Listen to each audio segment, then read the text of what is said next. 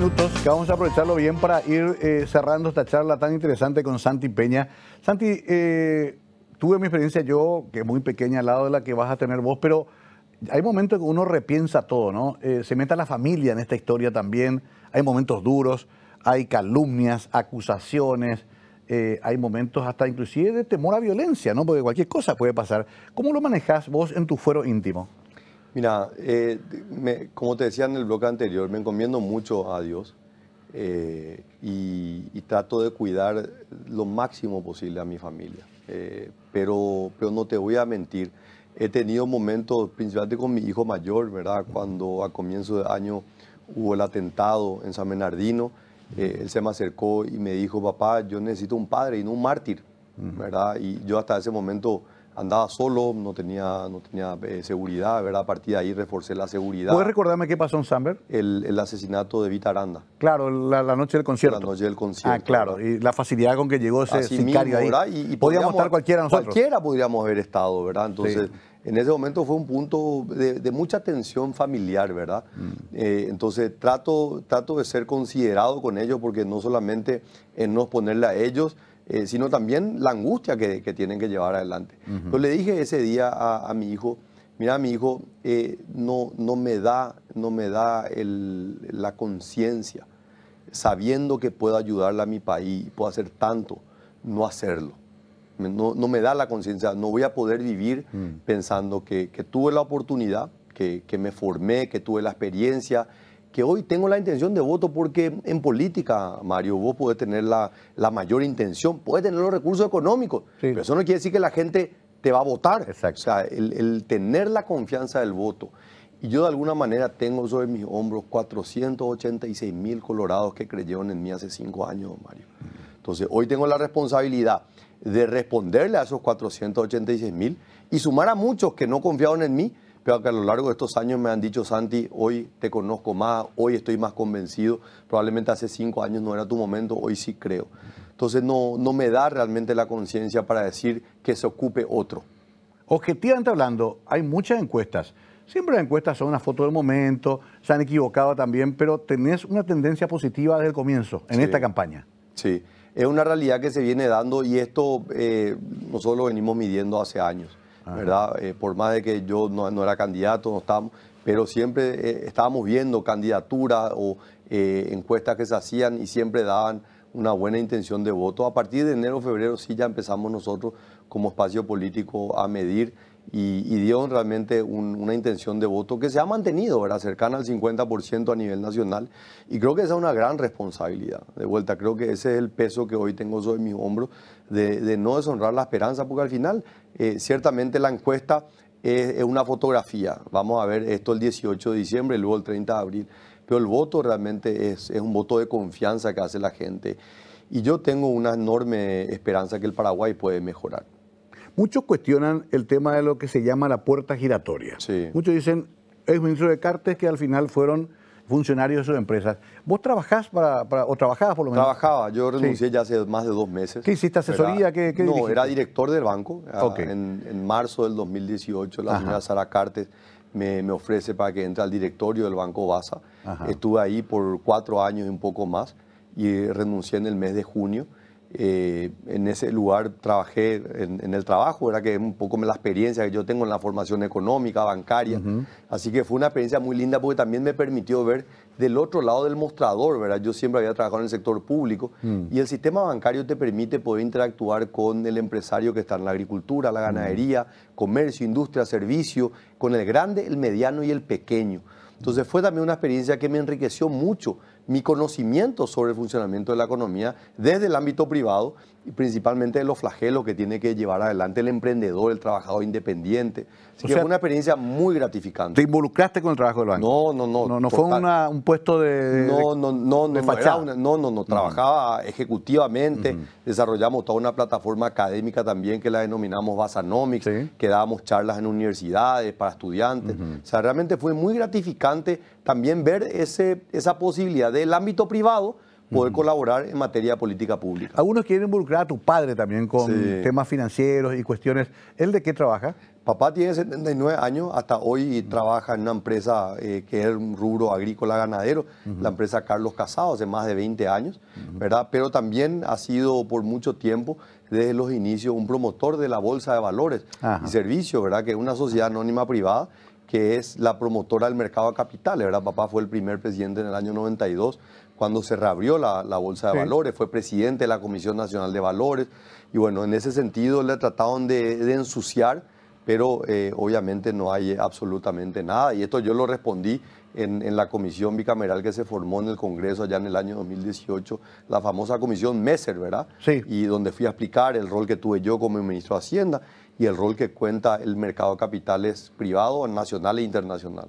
Está bien. Y lo otro que también siempre se valora mucho en este ámbito es el patrimonio. ¿Vos estás sólido, tranquilo en cuanto a tu cotejo patrimonial antes de ser ministro, antes de ser presidente del Banco Central y después hiciste todo el papeleo correctamente en Contraloría? Porque ese es tema que siempre... Nunca escuché que te cuestionen eso. Y porque nunca fue cuestionado. Realmente todas mis declaraciones juradas, tanto de entrada al Banco Central, salida del Banco Central, inicio en el Ministerio de Hacienda y salida del Ministerio de Hacienda son públicas. Ya hay una serie de declaraciones que se subieron a la web y ya hoy son de libre acceso, ¿verdad? Así que mi patrimonio está en orden. Está todo en orden. Realmente yo gran parte de mi ahorro que tenía en ese momento era lo que yo había ahorrado trabajando en el exterior. Había trabajado en el Fondo Monetario Internacional por varios años y luego ya mi patrimonio es de estos años ya en el ámbito privado. Así que no hay ninguna duda sobre mi honestidad y mi transparencia en la divulgación de esos datos. Claro, es curioso, Santi, porque cuando tenés bien eso, nadie se acuerda de eso. Ahora, cuando salta algo raro, sí, sos tapa a diario. Sí. Es como que no se valora eso, porque es lo que tenemos que hacer. Ahora, de todas maneras, vos sabés que hay muchos políticos millonarios en Paraguay, sin haber trabajado tanto como a lo mejor laburaste vos en toda tu vida, ¿no? Es una realidad también. Ha creado millonarios la política en Paraguay. Yo creo que mi mayor patrimonio es, aparte de mi familia, es mi honestidad y el nombre que yo trato de cuidar de mi padre. Entonces, yo nunca he rehusado a los cuestionamientos como figura pública. Tengo la responsabilidad de enfrentar y bueno, en ese sentido me siento tremendamente cómodo. No hay pregunta incómoda que no pueda responder. Esa es la realidad. ¿Vos podés mostrar todo lo que tenés hoy? No tengo ningún problema de mostrar. De hecho, como presidente de la República voy a tener que presentar. La ley de financiamiento político nos obliga a presentar declaraciones de intereses, es decir, dónde tenemos intereses, dónde tenemos ahorros, dónde participamos en sociedad, pero no poner los montos. Los montos tienen que ser ya puestos esto a consideración cuando seamos electos y tengamos que asumir un cargo. Bueno, se va acabando ahora sí el tiempo. La verdad que una charla bastante completa. Un hombre joven que opta por esta carrera tan difícil. Siempre a mí me preguntaban también, Santi, ¿y si no sale, qué vas a hacer? Yo le decía, voy a ser locutor, que es lo que se hace. Así mismo, no, a mí, si hay algo que me puse como meta en la vida, involucrarme en la política, pero nunca tener que vivir de la política. Entonces, cuando yo tenía 18 años y le fui a decir a mi padre que me iba a casar, él me dijo, mira, mi hijo, el día que yo no esté, vos no vas a heredar ni campos ni empresas, solamente se te va a quedar tu educación. Así que aprovecha y estudia. ¿Y ahí te fuiste con tu señora a estudiar? Y ahí, bueno, estudiamos primero acá, ya estudié arquitectura, yo economía, y después nos fuimos al exterior y yo hice una maestría en política pública en la Universidad Columbia en Nueva York, en la universidad donde enseña Joseph Stiglitz. Justamente. Qué increíble. Así que bueno, volveré a trabajar en mi profesión, de la cual disfruto muchísimo como economista.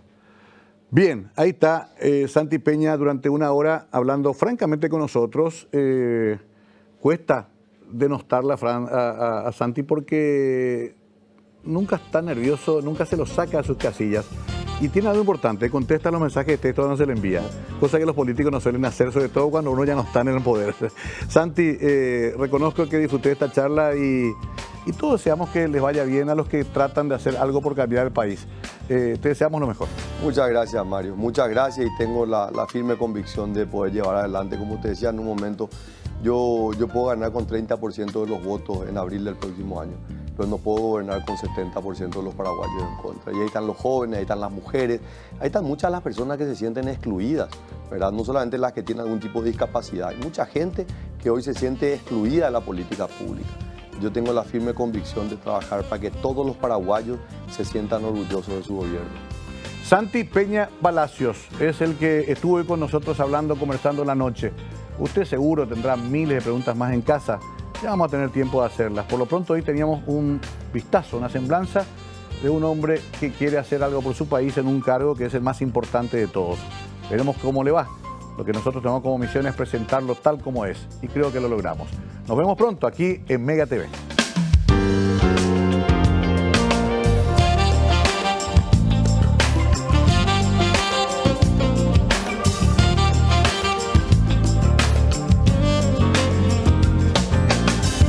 Santi Peña es nuestro invitado de hoy, un hombre joven pero con mucha experiencia ya en funciones de gobierno, ministerio más importante que ocupó, pero además también muy cerca de toda la política diaria, conoce bien los números de un país complicado en estos momentos.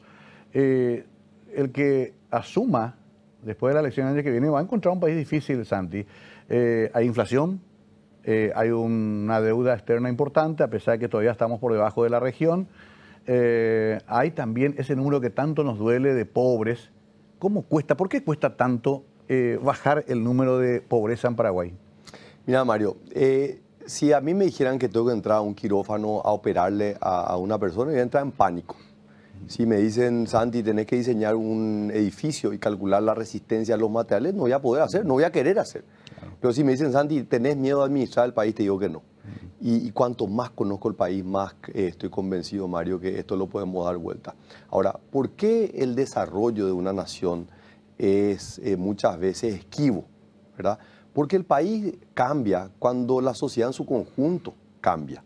Y esto tenemos una enorme responsabilidad, la clase política, pero los ciudadanos también tienen. Parte de mi experiencia, porque yo me involucro, es decir, para que la democracia funcione, el ciudadano tiene que tener la libertad de elegir. Siempre hablábamos de la libertad de elegir. Totalmente. Pero también tiene que haber una oferta electoral. Esto es como el mercado, la oferta y la demanda. El ciudadano es la demanda, pero tiene que haber una oferta. Si la oferta es limitada, la calidad del resultado va a ser también muy limitada. Entonces ahí donde mi llamado siempre fue, hay que bajar a la cancha, hay que involucrarse.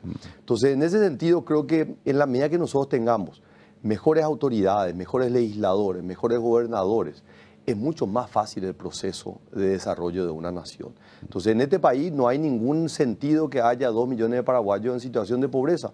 La pobreza no es una condición, es simplemente el resultado o la ausencia de políticas públicas que ayuden a sacar a esa persona del desarrollo. Ahora, Paraguay tiene que no solamente dejar de tener gente pobre, tiene que empezar a tener una clase media robusta, ¿verdad? Porque Paraguay sacó mucha gente de la pobreza, pero se quedó ahí nomás. Claro. O sea, la pregunta es no solamente cómo sacamos gente de la pobreza, sino cómo hacemos que crezca una clase media robusta, ¿verdad? Y eso necesita políticas de educación de largo plazo, mejora en la salud, ¿verdad? El tema de la salud, por ejemplo, para darte un ejemplo, nuestro sistema de salud no está mal diseñado, quedó desfasado en el tiempo. Nosotros tenemos el sistema de salud de los 60, con una población más pequeña, con una expectativa de vida más baja y complejidad de salud pública mucho menores.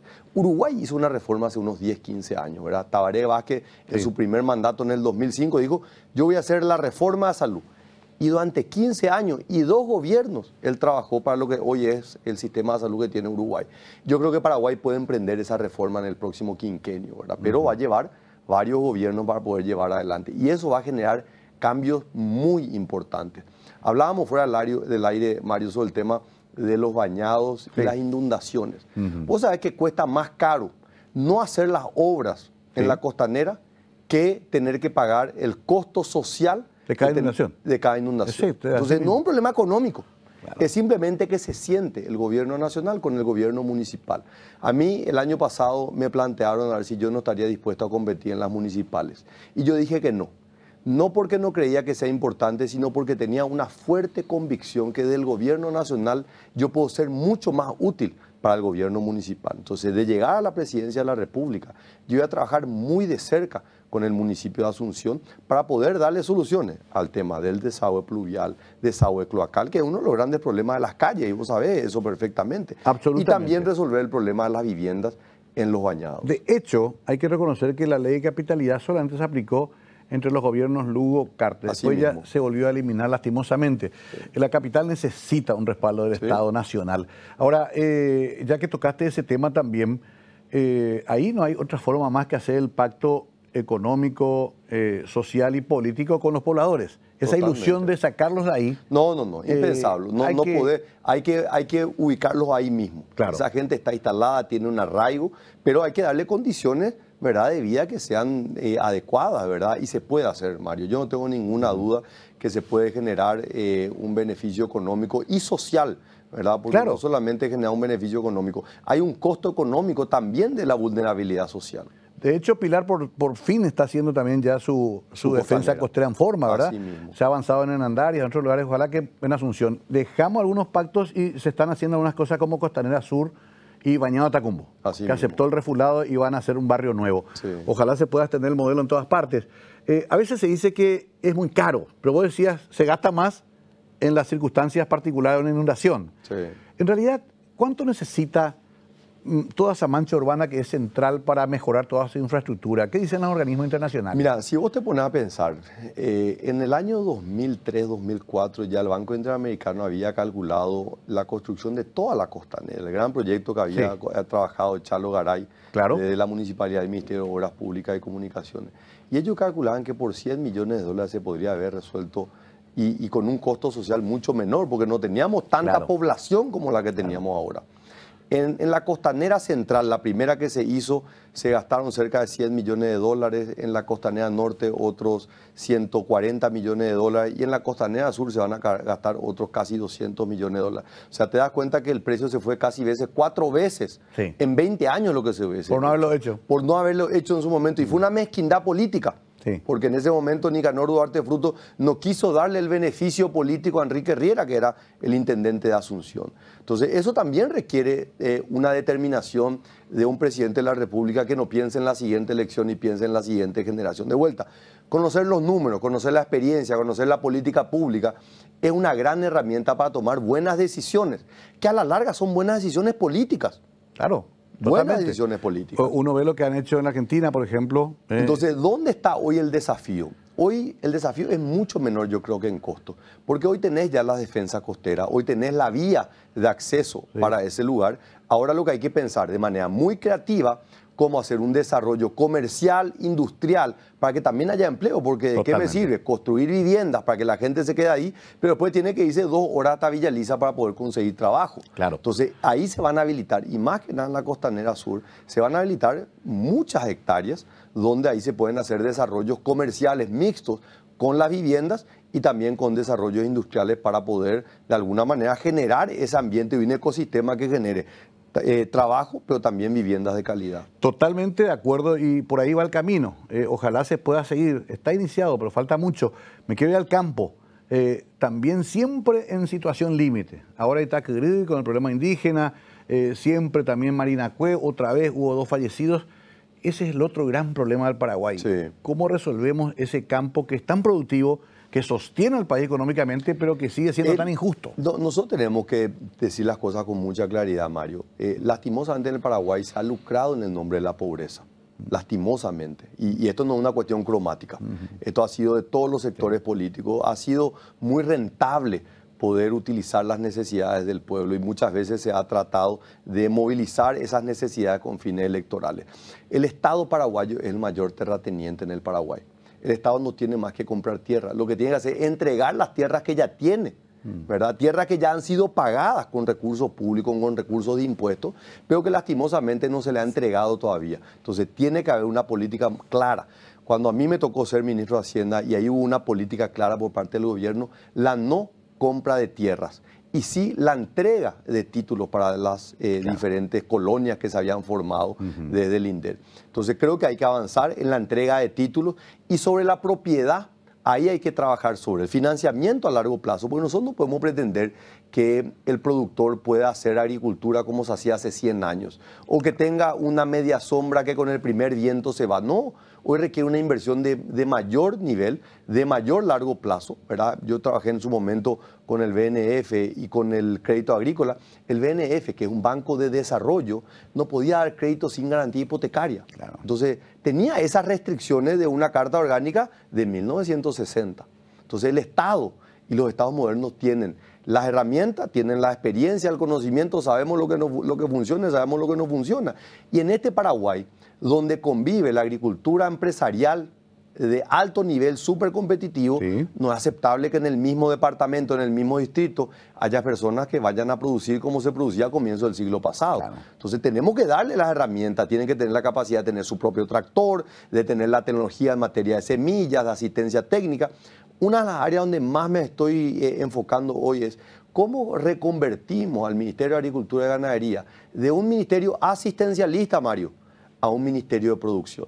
Porque nosotros tenemos ministerios como el Ministerio de Desarrollo Social, que tiene que hacer un ministerio de desarrollo social y asistencialista, aquel paraguayo que no se puede parar, claro, y que necesita caminar, ¿verdad? Sí. Pero también hay paraguayos que tienen una vocación agrícola, una vocación ganadera, y pero el Estado le tiene que ayudar. Nunca pasar a un... Y no pueden salir, porque le estamos entregando la media sombra, porque le estamos entregando los mismos implementos que sabemos que no funcionan. Claro. A esa persona tenemos que darle un invernadero que no sale 70 millones de guaraníes, va a salir 250, 300 millones y lo va a repagar en 5 o 10 años. Y ahí va a poder aguantar el sol, la lluvia, los vientos, porque si no estamos tirando 70 millones de guaraníes a la basura. Me da cierto entusiasmo ver que vos creés entonces en la participación de un Estado eficiente en la mejoría de la calidad de vida de la gente. Yo soy un convencido en la intervención del Estado, así como soy un convencido que el mercado tiene sus virtudes, pero el mercado tiene sus fallas. O sea que claro, yo trato de no tener ningún dogma y identificarme ideológicamente, pero uno de los libros que yo aprendí mucho en economía en la universidad se llama La economía del sector público, que lo escribió Joseph Stiglitz, premio Nobel de Economía, y muy identificado con una visión más socialista de izquierda, ¿verdad? Cierto, pero él en la economía del sector público dice, el mercado tiene su falla y el Estado tiene que intervenir. Y ahí yo creo que un gran pensador colorado como Natalicio González, en esta idea, en este libro del Estado servidor del hombre libre, de alguna manera visualizaba eso. Nosotros queremos tener un Estado servidor, pero que le haga libre al hombre, no que le perpetúe en la asistencia que va a recibir del Estado. Interesantísimo entender estos pensamientos de Santi, que a veces no hay tiempo con el calor de las batallas electorales, a veces no se puede rescatar el pensamiento. Me sorprende que lea Stiglitz, si fuera colorado ya casi le votaría, pero como no lo soy y no hay padrón abierto en el Partido Colorado, no voy a poder hacerlo. Pero el 30 de abril no va a poder votar. Sí, me gustó esa parte de tu discurso. Enseguida entramos un poquito también en los temas conflictivos con respecto a lo que pasó últimamente, las designaciones, cómo afecta esto, qué significa esto. Un hombre que además viajó mucho y conoce también ese mundo de las relaciones internacionales y qué está pasando en el mundo en ese sentido y por qué nos pasó eso acá en Paraguay. Vamos a dar la vuelta a hablar de eso aquí, conversando la noche hoy de todo, sin ningún tipo de cuestionario previo, nada. Totalmente libre la charla con Santi Peña aquí en Mega TV.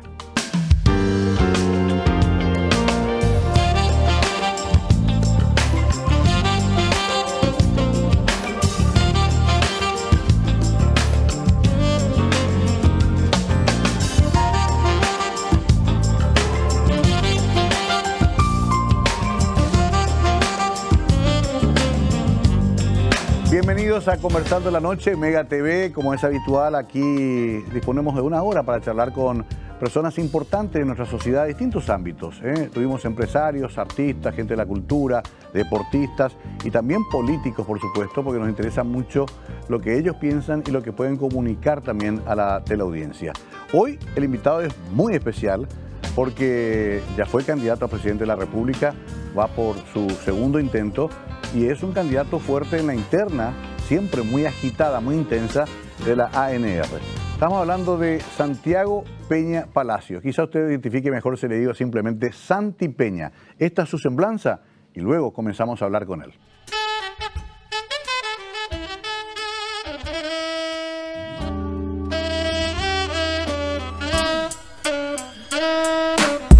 Santiago Peña nació el 16 de noviembre de 1978, es licenciado en Economía por la Universidad Católica Nuestra Señora de la Asunción y máster en Administración Pública por la Universidad de Columbia.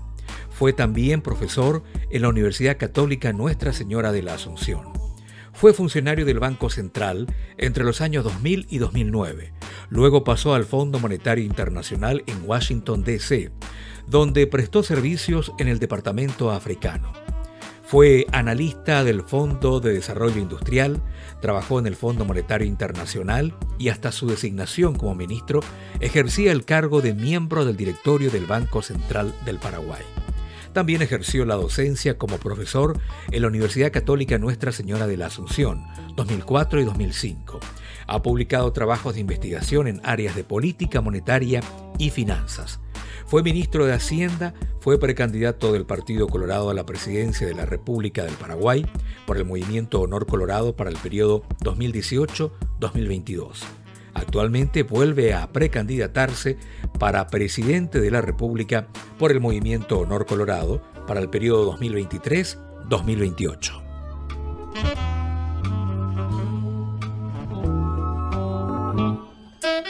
Bueno, te voy a decir Santi toda la noche. Santi, ¿cómo estás? Muy buenas noches, Mario. Un gusto, realmente muy contento de reencontrarme contigo después de muchos años. Sí, la verdad que sí. En este ámbito. Sí, aquí me estoy más cómodo y tranquilo. No te envidio mucho tu ubicación, pero bueno, son vocaciones que uno sigue.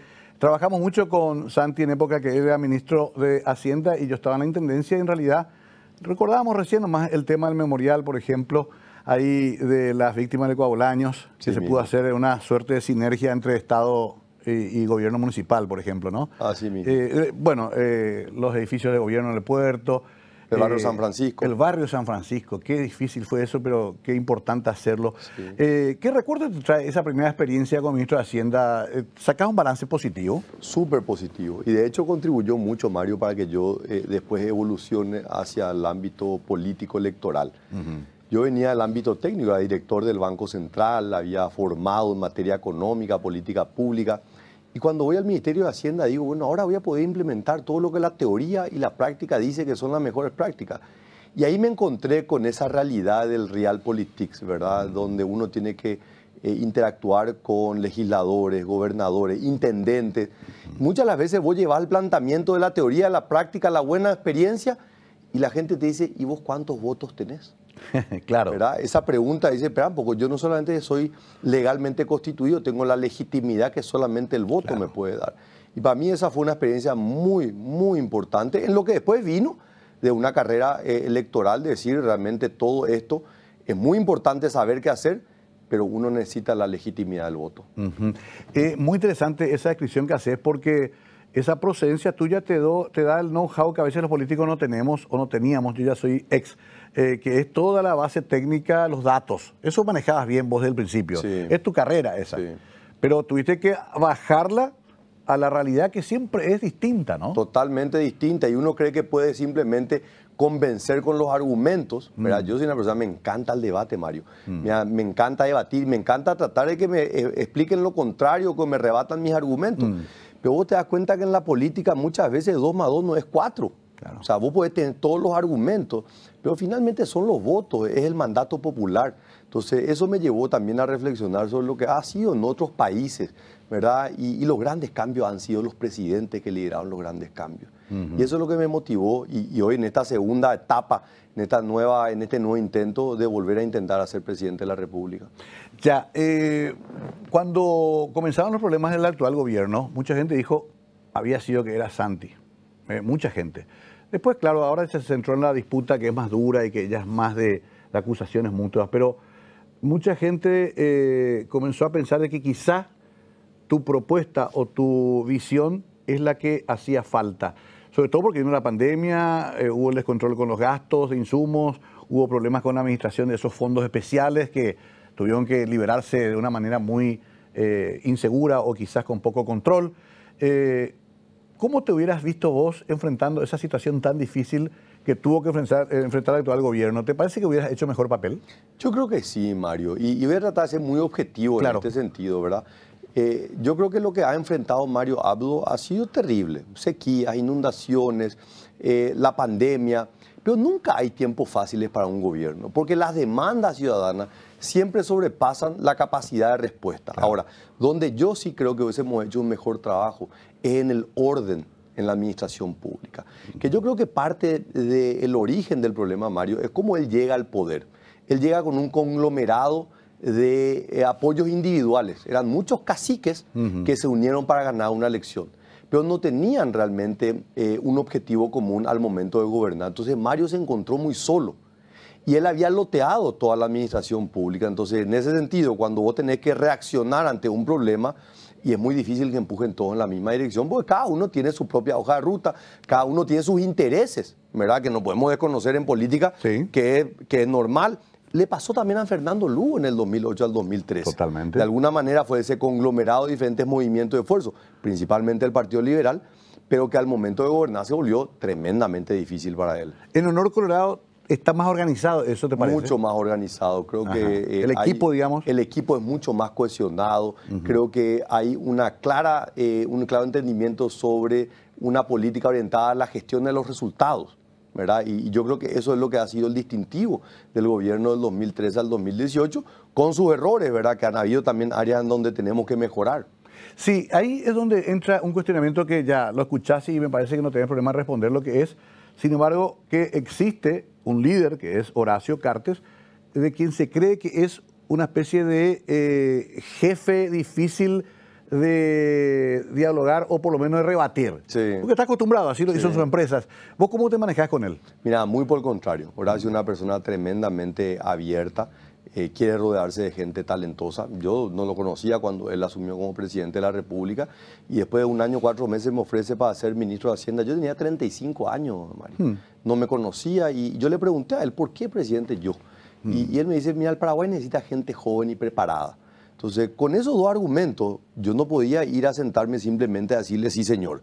Porque para decir sí, señor, podía haber puesto a cualquiera. Claro. Él me eligió a mí porque era una persona preparada y a lo largo de los 3 años que tuve como ministro de Hacienda solamente recibí apoyo y ha sido la experiencia de la mayoría de los ministros que hemos estado con él a lo largo de estos años. O sea, el diálogo con él es horizontal. Totalmente horizontal. Ajá. Él es una persona de una enorme determinación. Sí. O sea, yo creo que esa es la parte que la gente un poco se confunde. La determinación de él. ¿Cuál es la determinación de ver un Paraguay que prospere, de ver un Paraguay que genere oportunidades? Pero él no es que tiene la solución para todos los problemas. Él quiere escuchar también la interacción con los diferentes actores. Y al revés, para abajo de vos vas a tener que ser un líder si llegas a la presidencia de la República, que también tenga voz de mando, que también, vos sabés que el paraguayo necesita autoridad, cuesta mucho, a mí me tocó una experiencia mucho más chica, pero no es fácil, como vos bien dijiste, son distintas tribus, distintos intereses.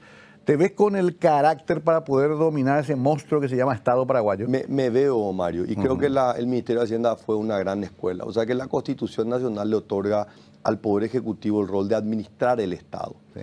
Y el ministro encargado de la administración del Estado es el ministro de Hacienda, el jefe del equipo económico, es el presidente del Consejo de todas las empresas públicas. Entonces creo que ha sido una gran experiencia para mí el poder interactuar con todos los ministros del Poder Ejecutivo. Interactuar con otro poder del Estado, porque yo me sentaba con la Corte a acordar los recursos que le íbamos a dar, lo mismo al Poder Legislativo. Claro. Entonces creo que fue una gran experiencia en esos años. Y ya estos 5 años creo que una linda experiencia también en lo político, que era donde menos experiencia tenía. Claro. O sea, yo no le tengo miedo a la administración del Estado. Probablemente me faltaba hace 5 años el ejercicio, porque la política no es una escuela para la política. No, hay formación. La política es la praxis, es el ejercicio, es la experiencia. Y estos 5 años ha sido muy intenso en esa experiencia con el dirigente político, con intendentes, con gobernadores. Creo que en ese sentido ha sido una buena escuela estos 5 años. ¿Cómo te fue como ministro con los legisladores? ¿Cómo fue tu relación con ellos? Mira, fue difícil, fue Claro, difícil. porque es el ministro que se le pide todo. Totalmente, ¿verdad? Pero siempre tuvimos un diálogo muy abierto. Y mira, en los momentos más difíciles, a mí me tocó vetar un presupuesto del Poder Ejecutivo. Por primera vez en la historia, en realidad fue la segunda, al comienzo de 1900, Bernardino Caballero ya había vetado un presupuesto y a nosotros nos tocó por segunda vez y nos sentamos con los legisladores de todas las bancadas. Teníamos un problema político tremendo, ¿verdad? Ya había un enfrentamiento político. Pero finalmente no pudimos acordar un presupuesto, vetamos y después la Cámara de Diputados aceptó el veto del Poder Ejecutivo. Pero si miramos en la experiencia legislativa, la aprobación de leyes, cambiamos la Carta Orgánica del Banco Central, la Ley de Bancos, acordamos una nueva ley para el Banco Nacional de Fomento, el crédito agrícola, la habilitación, la Ley de APPs, la Ley de Alianza Público-Privada, la Ley de responsabilidad fiscal. O sea, hubo un paquete de leyes muy amplio que se discutió, así que no puedo decir que el gobierno no recibió apoyo del legislativo. Claro. Hubiésemos querido hacer más cosas, claro que sí, pero tampoco podemos decir que no pudimos avanzar en una agenda legislativa. Voy a hacer una pausita rápida, es interesantísima esta charla, tanto que me apuré que ya entré en temas bien centrales. Quería completar antes de la pausa la conformación de tu familia. ¿Casado? ¿Con cuántos hijos? Casado con 2 hijos, voy a cumplir en diciembre 25 años de casado. Muy bien. Gonzalo de 25, Constanza de 16. Y realmente el mayor orgullo que puedo tener Claro. es en mi familia. ¿Tu señora cómo se llama? Leticia Ocampos, arquitecta. Bueno, arquitecta, una casi colega, ¿eh? Sí. Estudié en 5 años de arquitectura, es una hermosa carrera. ¿Tratás de que ellos no estén tanto en la política o están...? Ellos son de un perfil bajo, Ajá, Mario. en general. Ellos son en general de un perfil bajo, Ya. pero son mi principal soporte. Como yo siempre digo, mi resguardo es mi casa. Cuando yo llego a mi casa, yo necesito que haya paz, que haya tranquilidad. Así que para mí son mi cable a tierra en todo este proceso político. Qué interesante poder hablar así con Santi Peña, lejos del ruido electoral, lejos del enfrentamiento tan duro de la política. Aquí tranquilos, durante 1 hora conocemos mejor a Santi Peña. Usted puede seguramente decir por qué nos anima a preguntarle estas cosas o por qué le llama para atacarle. No, vamos a hablar tranquilos con Santi, porque además creo que usted se merece que el invitado sea tratado con respeto y que diga lo que tenga que decir directamente, sin intermediarios, ante su público. Ya volvemos con eso.